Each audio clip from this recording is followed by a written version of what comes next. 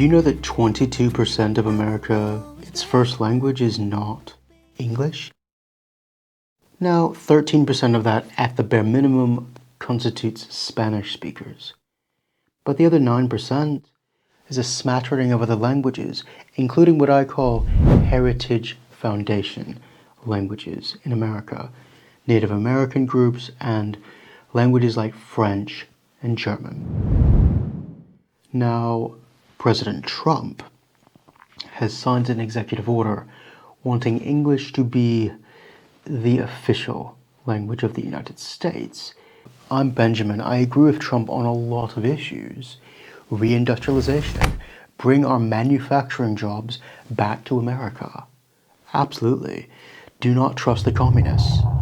Absolutely.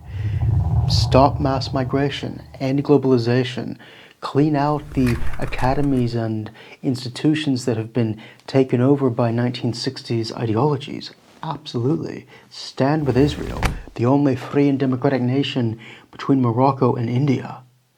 Absolutely. But on this issue, I don't agree with President Trump because of what I consider America to be, and more importantly, what I want America to be. And my concern is that we are heading toward what I call American Jacobinism.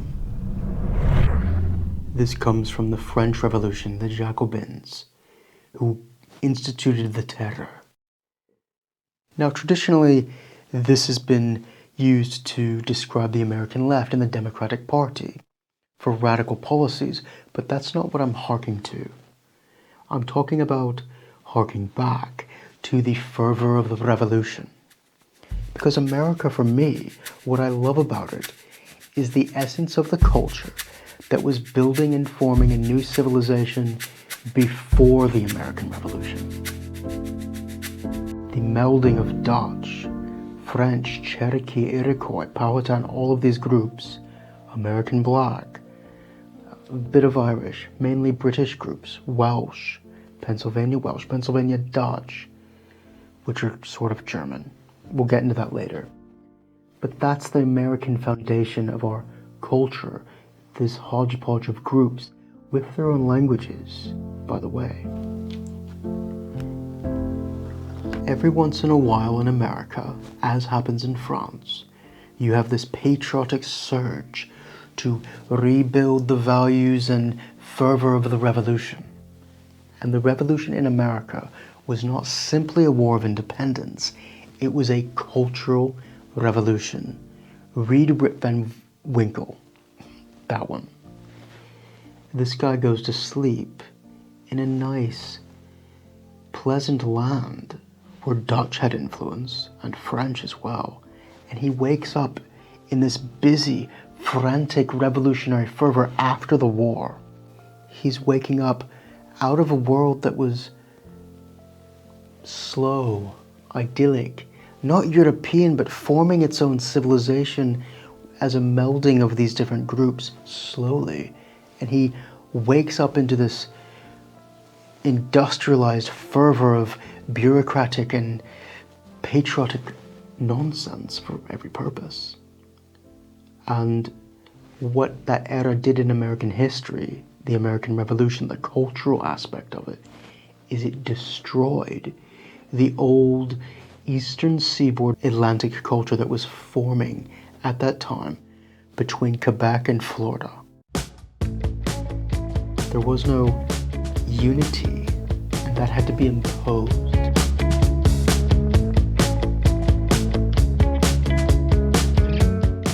Now, before I get into why I oppose this idea of officializing English as the American language, let me tell you a story about my mother. She grew up in a Texas that I never got to know. It was well over 80 to 85% European heritage culture. Spanish was a thing, but it was something down by the Rio Grande. The culture of the airwaves was pretty much all English. And it was a European, North American fusion culture. Completely. There was no question about that. Yes, African Americans, but during that time in her youth, they fought, and we joined them in fighting, to bring them in under an American liberal sense, as being part of our culture, under the condition that they were joining our culture freely as equals. We were not joining theirs, and that was the deal. Fair enough. What made the English of my mother's life so distinct from, say, British English is it was a fusion between the British groups who came in first with Dutch, who adopted that English, African Americans, and the massive waves of German settlement. Those three groups mainly shaped American English. It gave it an extra dose of that Germanic Saxon element, because when Germans learned English, they took up the cognates often that would have come through English from the old Saxon elements of it, and not the Latin and French, which is why British English is much more French, much more Latinate than American English. They didn't have this extra wave of millions upon millions of German speakers. And then you have the Native American groups, who gave us a whole host of vocabulary, accent in some places, though their influence in accent was minimal. Now those three groups made up our English, and my mother, the story that I'm telling you, she grew up in a world after the Second World War in which the hegemony of the European American culture was absolute. Now the African Americans came into our culture. We fought, they fought certainly to begin with, but we joined them, and we came to an agreement. You are joining our culture as equals, but the condition was, of course, you're joining our culture, our heritage, the language. And I think a lot of people today in the Trump administration, they're looking at their supporters and they're thinking, what's happening to our culture, our linguistic culture, that form the foundation of who we are? As my mother grew up, Texas was beginning to change. By the mid-70s, that was noticeable, certainly. That's before my time. By my time, it had already changed when I came along in the mid-1980s, and certainly growing up in the 90s. 20-30% were speaking Spanish in some areas. Further south, often a majority, a plurality. That world that my mother had of only having her own language and her own culture is not a world that I ever got to know.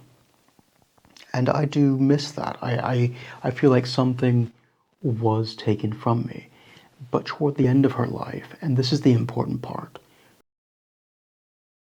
why I can understand why Trump is doing this. She would walk to the local shop, the area that she'd been around her whole life, and not be able to understand the language. From her own mother's house, my grandmother, to an area that she'd never left, really. I mean, there were periods, but left, came back. The area that she grew up, she could not communicate in the language of the people. That's disturbing. So I understand why Trump's done this. Because people feel hurt when their mothers and fathers grow old and have their culture in their native land changed by an incoming culture. Now, why do I disagree with this? Come and take a walk with me. Aside from the 43 million or so Spanish speakers, which is a lot, I look at the languages of America that are heritage languages, that are, in essence, part of what constructed the United States from the beginning. Take French, which I had exposure to being next to Louisiana as a boy. French has 120,000 speakers in Louisiana. Okay, 20,000 Cajun French. It is sort of its own language. It's kind of a mixture. It took in a lot of Choctaw language words. It took in a bit of Spanish. It took in more Native American than standard French did, which is beautiful. It took in a lot of African American words as well, Creole. In 1968, when my parents were teenagers, Louisiana had over 1 million French speakers. That's considerable, and that's very recent. Today, as I said, it's 120,000, and most of those are elderly. Now, you do have plans in schools. Thankfully, the state of Louisiana is trying to promote it in some cases, but it was banned from education. It was pushed out intentionally. English was physically imposed upon the population. And for me, that removes part of what America should be. In the north, in Maine, Vermont, there's French speakers around that area. The geographic diversity of the United States will create linguistic diversity in the end, no matter what we do. There are quite a few states with co-official languages, like French in Louisiana. Alaska has all of these. I guess it helped your Native American peoples to be far removed from the initial brunt of the conquest. South Dakota is putting Sioux back as official. The language of dances with wolves, if you've ever seen that. I think that's remarkable. Oklahoma has Cherokee and Choctaw, not official, but they have kind of their own Native American autonomy in places, and I support that, especially Cherokee, which is also spoken in very small numbers in North Carolina. And this is the only Native American language that I'm aware of in North America, above Mexico, that developed its own writing system before being conquered. That's incredible. We need to keep that as a world heritage, just for that alone. But there are others. Russian in New York and the Northeast, it's spoken in other parts as well.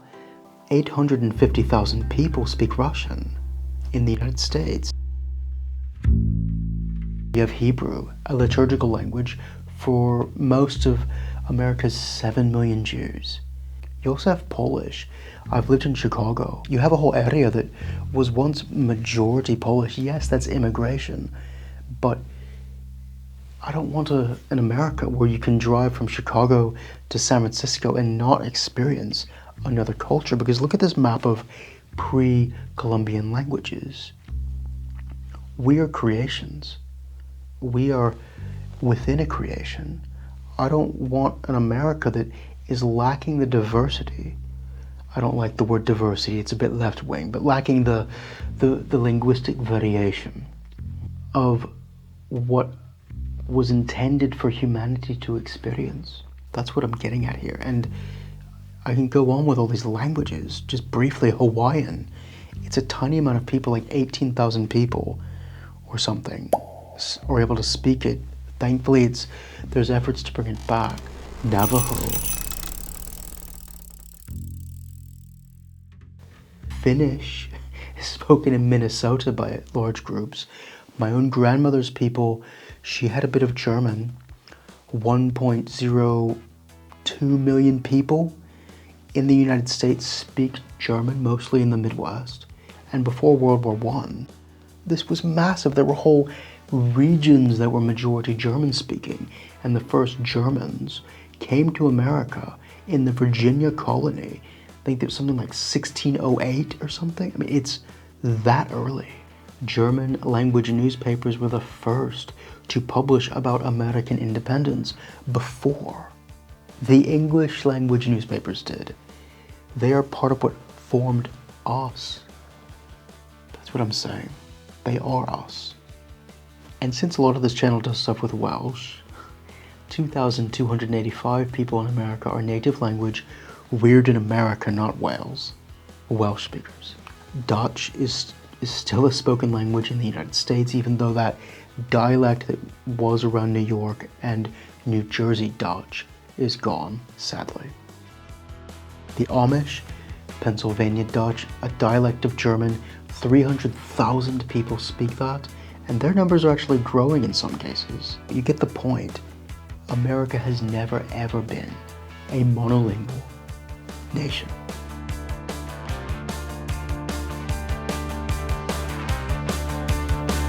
People say that America is in decline, and I disagree, actually. I think it's about to go through a period of rebirth, and I think part of that making English the official language attitude is part of people wanting to hark back to that revolutionary fervor of creating something in a busy, frenzied attitude.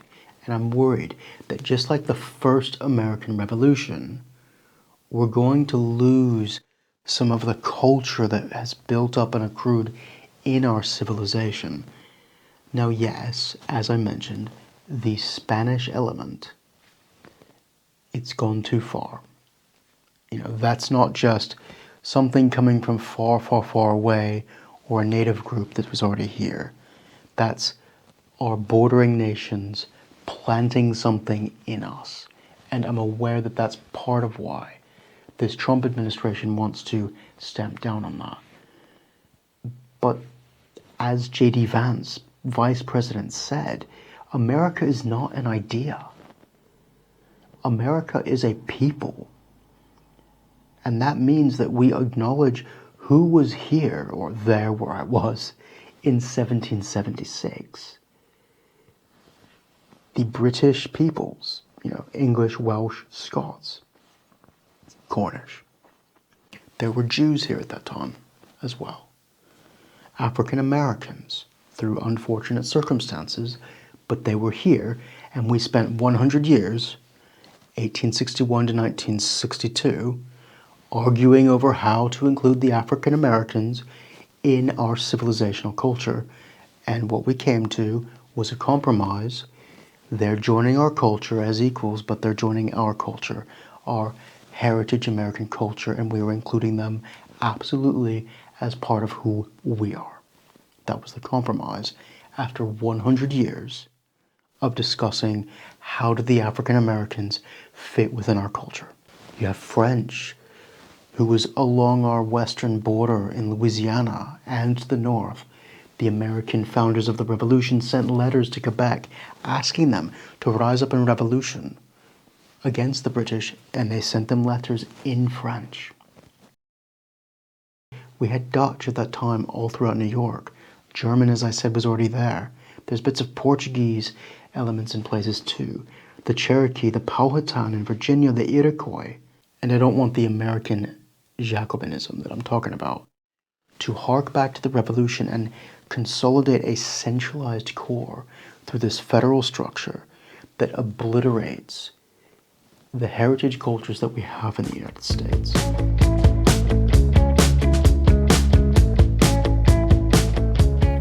So that is why I disagree with Trump on this issue. I want us to have a revival as well, but not in the Jacobinism version. I want us to look at the American culture before the American Revolution. Go back further. What made us unique then? What made us possible even to look upon ourselves as ourselves? There were dozens of not revolutions, but armed revolts across those 13 colonies before the American Revolution. Riots of different groups, of different ethnicities who formed part of who we are before 1776. And I don't want to lose that. I want us, in some cases, to reverse the cultural effects of the American Revolution. Because it's too centralizing. It's too homogenizing of a culture that was brewing, slow brewing, into a new Anglo-American civilization. What do you think of President Trump's executive order to make English the official language of the United States? I personally disagree with him on this specific issue and agree with many Democrats on this issue. The Senate passed it, but the House of Representatives with more Democrats, denied it. That's interesting. Now, as I said, I agree with Trump on a lot of issues, but I think this specific thing will rob us of the character of the founding of the United States, because it's not making a differentiation between heritage American languages and Spanish. The issue is that we have too much Spanish and in Michigan, Arabic coming into the United States. It's not that we have different languages, we always have. It's just we need to ascertain what is the national character, which languages are we going to include in our story, and which languages are we going to say no, we've already established who we are, you're not included in the future road that we're taking as a nation in honoring those who came before us. Thank you. Diolch yn fawr iawn. May I take this time to thank my patrons on the screen now. Thoughts keep me up all night. It's all